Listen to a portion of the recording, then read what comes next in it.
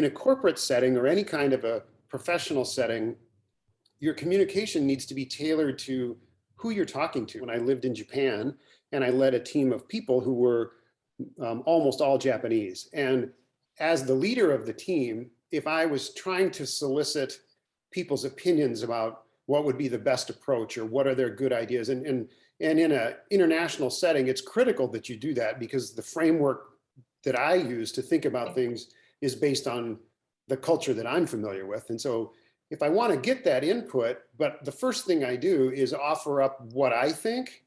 Well, to many people in many cultures, now the boss has just told us what the right answer is. And so our response is to agree.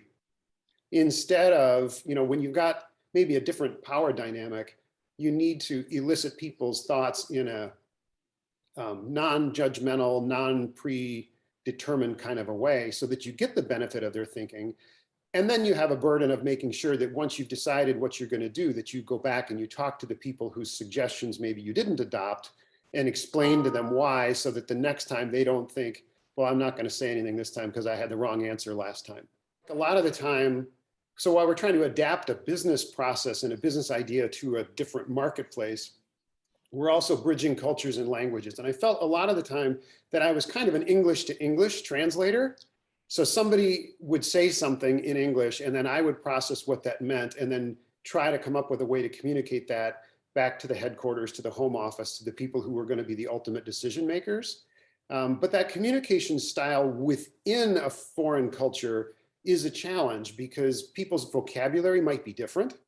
I would encourage people to stay away from euphemisms or sports metaphors or slang or anything like that. In fact, one thing that happened, I was with a group of people from all over Asia, a variety of different countries, and I asked them if they had difficulty understanding each other given how different the accents were. And the consensus of the group was that they had more difficulty understanding me because my vocabulary and my manner of speaking was much more colloquial rather than as precise as an English as a second language learner would speak the language.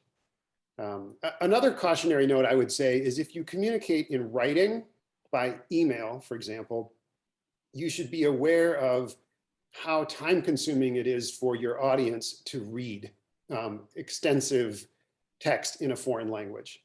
So if you send a reply all with a 4,000 word response to somebody's question, everybody that you reply to is going to try to understand the whole thing, which means they'll have their dictionaries out and they'll be working hard. So being precise and being as brief as you can and keeping it to plain English is important approach.